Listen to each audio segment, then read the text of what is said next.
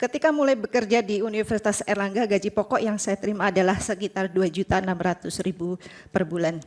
Artinya, setelah belasan tahun berkarir sebagai dosen, menempuh pendidikan doktor dan mendapatkan serdos, sertifikasi pendidik, penghasilan dasar saya sebagai dosen tetap masih berada pada tingkat yang sangat terbatas. Namun pengalaman saya justru menunjukkan bahwa dedikasi dan beban kerja yang besar belum terlalu diikuti dengan perlindungan kesejahteraan yang memadai. Baik, terima kasih. Selamat pagi yang mulia para hakim konstitusi. Sebelumnya ada yang ingin saya sampaikan di hadapan majelis. Saya memohon perlindungan karena kami para saksi yang berdiri di sini, kami sedang mempertaruhkan pekerjaan kami, jangan sampai kemudian pasca sidang ini kami harus kehilangan sumber penghidupan kami.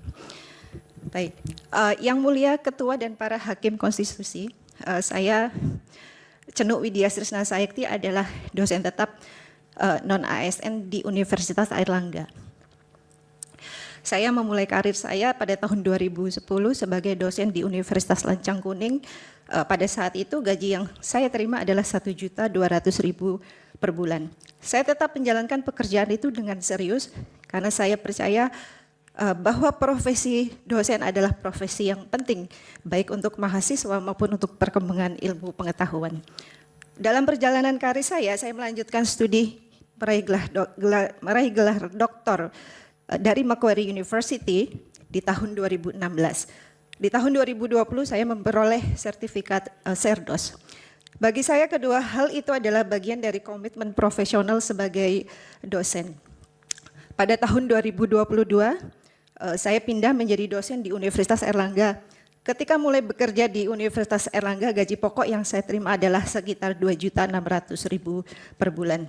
Artinya setelah belasan tahun berkarir sebagai dosen, menempuh pendidikan doktor dan mendapatkan serdos, sertifikasi pendidik, penghasilan dasar saya sebagai dosen tetap masih berada pada tingkat yang sangat terbatas. Pekerjaan saya sebagai dosen tidak hanya mengajar di kelas, dalam keseharian saya menjalankan seluruh unsur tridharma sekaligus berbagai tugas kelembagaan kampus. Yang mulia, beban kerja tersebut tidak sejalan dengan penghasilan yang saya terima sebagai dosen. 3 bulan terakhir gaji pokok yang saya terima di bulan ketiga ini yang terakhir adalah 3.300.000. 3.300.000 itu terdiri atas 2.600.000 gaji pokok ditambah tunjangan profesi lektor, uang makan maupun uang beras. Angka-angka ini penting saya sampaikan karena menunjukkan satu kenyataan sederhana setelah belasan tahun berkarir sebagai dosen, setelah menyelesaikan pendidikan doktor, setelah memperoleh sertifikat pendidik, saya tetap hidup dengan penghasilan yang sangat terbatas. Persoalan utamanya bukan hanya soal nominal yang kecil, tetapi juga karena kesejahteraan dosen tidak bertumpu pada gaji pokok yang cukup kuat. Penghidupan saya sebagai dosen bergantung pada komponen tambahan di luar gaji pokok. Artinya, ketika salah satu komponen penghasilan itu terganggu, dampaknya langsung terasa pada kehidupan saya. Yang mulia, kerentanan itu menjadi semakin nyata. Laporan BKD atau beban kinerja dosen sebagai prasyarat pencairan serdos atau sertifikasi dosen sangat bergantung pada status memenuhi atau tidak memenuhi. Pada semester ini, beban kinerja dosen saya dinyatakan tidak memenuhi, yang artinya semester depan saya tidak akan memperoleh tunjangan sertifikasi dosen. Sebelum status tidak memenuhi itu muncul, saya mengalami beberapa peristiwa yang sangat mempengaruhi pengakuan atas pekerjaan sebagai dosen. Pertama, saya tidak diberikan surat tugas oleh pimpinan di unit di mana saya ditempatkan untuk kegiatan pengabdian masyarakat yang saya lakukan, dengan alasan bahwa status kepegawaian saya tidak jelas. Akibatnya kegiatan pengabdian tersebut tidak diakui. Kedua, penelitian saya yang telah dinyatakan lolos seleksi juga tidak dicairkan dananya dengan alasan bahwa kegiatan itu dianggap ilegal. Padahal penelitian tersebut dilakukan melalui skema resmi yang diakui di dalam sistem internal Universitas Airlangga.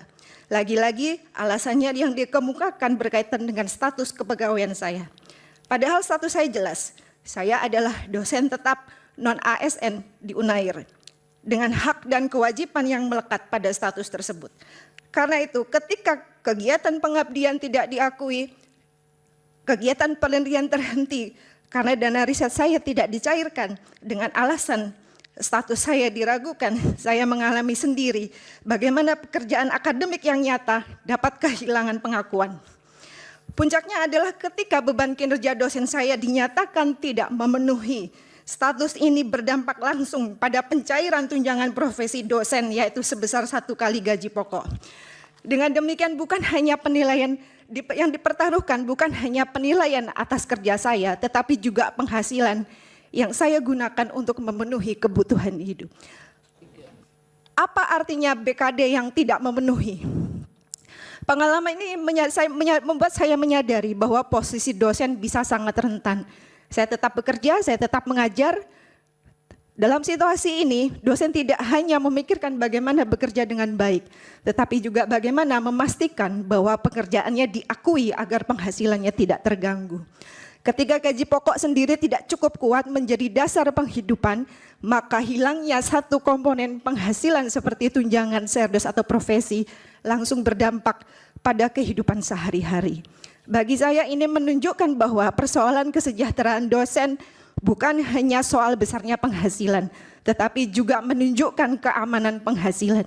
Seharusnya seorang dosen tidak terus-menerus hidup dalam kekhawatiran bahwa penghasilannya dapat berkurang, sementara ia tetap menjalankan seluruh kewajiban profesionalnya. Karena itu saya bergabung dengan Serikat Pekerja Kampus pada tahun 2023. Saya bergabung karena saya sampai pada sebuah kesadaran bahwa persoalan kesejahteraan dosen bukan persoalan pribadi, melainkan persoalan struktural yang menyangkut relasi antara dosen sebagai pekerja akademik dan kampus sebagai pemberi kerja. Saya meyakini bahwa pekerja akademik juga perlu memiliki bargaining power yang seimbang dengan kampus. Selama ini suara saya sebagai dosen seringkali tidak terdengar, dan saya merasa bahwa dalam posisi yang lemah. Dengan bergabung bersama pekerja kampus lainnya, saya memiliki ruang untuk memperjuangkan hak-hak kesejahteraan dosen dan memastikan bahwa keberadaan dosen diakui bukan hanya sebagai pelaksana tridharma, tetapi juga sebagai pekerja profesional yang berhak atas penghidupan yang layak. Dari pengalaman yang saya alami, saya sampai pada sebuah kesimpulan bahwa dosen membutuhkan jaminan gaji pokok yang layak sebagai dasar kesejahteraannya. Selama penghidupan dosen terlalu bergantung pada komponen penghasilan di luar gaji pokok, maka dosen akan terus hidup dalam kerentanan.